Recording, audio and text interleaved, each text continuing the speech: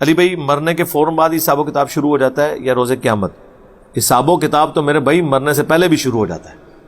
سورۃ الانعام میں ہے کہ جب گناہگاروں کی موت کا وقت قریب آتا ہے تو فرشتے ان کے منہ اور پیٹھوں کے اوپر ہتھوڑے مارتے ہیں اور کہتے ہیں نکالو اپنی جانوں کو اور آؤ اس عذاب کی طرف جو تمہارا انتظار کر رہا ہے. یہ تو سورۃ الانعام کی آیت ہے. عذاب کی 4 قسطیں ہیں. نمبر 1 دنیا میں جو سورہ السجدہ میں آیا، الف لام میم السجدہ. ایک سورت حامیم السجدہ ہے، الف لام میم السجدہ. کہ ہم دنیا کی زندگی میں بھی تمہیں تکلیف دیں گے تاکہ تم اللہ کی طرف پلٹ آؤ. عذاب کا لفظ ہے، عذاب بمانا تکلیف کے.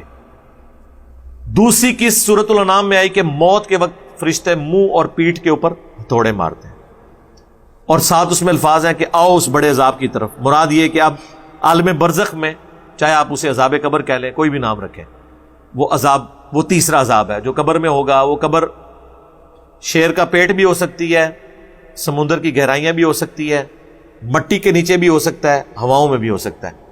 وَمِن وَرَائِهِمْ بَرْزَخٌ إِلَىٰ يَوْمِ يُبْعَثُونَ. ان کے مرنے سے لے کر قیامت کے دن اٹھائے جانے تک ان سین بیریئر برزخ ہے. یہ تیسرا عذاب ہے اور یہ مسلسل ہے. قرآن میں بھی ذکر ہے کہ فرعونی صبح و شام آگ پہ پیش کیے جاتے ہیں اور جب بڑا دن آئے گا قیامت کا تو بڑے عذاب کی طرف جھونکے جائیں گے. اس کا مطلب ہے کہ آج بھی وہ عذاب میں ہے اور آخرت میں. تو یہ عذاب کی 4 قسطیں ہیں. جو لوگ عذاب قبر کے منکر ہیں ان کے دماغ میں یہ کیڑا ہے کہ جب تک حساب و کتاب نہ ہو اللہ تعالیٰ کی صفت عدل کا تقاضا ہے کہ وہ عذاب نہ دے.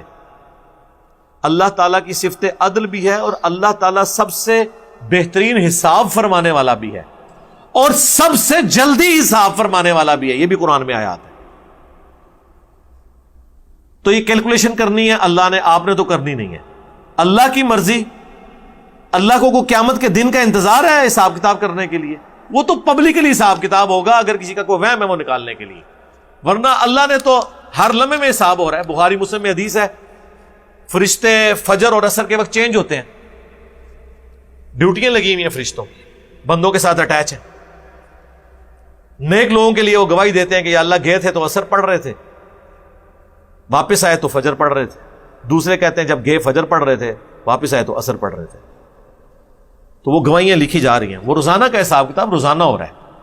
صحیح مسلم میں حدیث ہے کہ ہر پیر اور ہر جمعرات کو اللہ کے حضور نامہ اعمال پیش ہوتے ہیں. تو نامہ اعمال تو پیش ہو رہے ہیں. پھر سال میں سنن نسائی میں حدیث ہے کہ شعبان کے مہینے میں نبی علیہ السلام کثرت سے روزے رکھتے تھے اور کہتے تھے کہ میری خواہش ہے کہ نامہ اعمال جب میرا اللہ کے حضور پیش ہو میں روزے کی حالت میں ہوں. اس لیے آپ روزہ رکھتے تھے شعبان کا پورا مہینہ. وہ تو اللہ نے حساب و کتاب رکھا.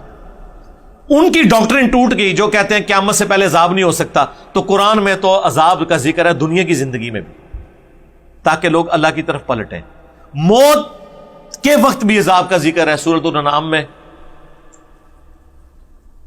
تو جب 2 قسطیں قرآن سے ڈائریکٹلی اور تیسری بھی ثابت ہوتی ہے کہ بڑے عذاب کی طرف ان کو پھر پیش کیا جائے گا اور فرعونی صبح و شام آگ پہ پیش کیے جاتے ہیں.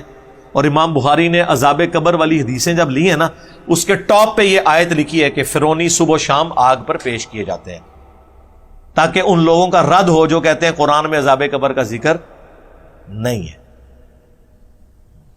عذاب قبر کا نام لے وہ کہتے ہیں نہیں وہ لوگ تو جو سمندر میں بھی غرق ہو جاتے ہیں ان کو تو قبر ہی نہیں ملتی. وہ بھائی قبر ایک سمبل ہے. اماتہ و اقبرہ قرآن میں آیا.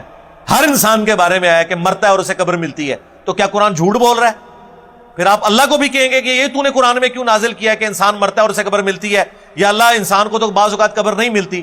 تو ادھر آپ کیا کہتے ہیں کہ اس سے مراد عمومی ہے. قبر صرف اس ڈھیری کا نام نہیں ہے جو آپ کو نظر آ رہی ہے. قبر ایک شیر کا پیٹ بھی ہو سکتا ہے. ہواؤں میں بکھرنے والی راکھ بھی ہو سکتی ہے جو ایئر کریش میں لوگ مر جاتے ہیں. لیکن عموماً اس کے لیے عذاب قبر کا لفظ استعمال ہوتا ہے چونکہ وہ ٹرمنالوجی ہے وہ ہمیشہ اسی طریقے سے چلے گی. ٹرم چینج نہیں ہوتی. شوربے کی ٹرم چکن کے شوربے کے لیے بھی بولی جائے گی اور آلو مٹر کے شوربے کے لیے بھی بولی جائے گی. وہ ٹرم ہے نا.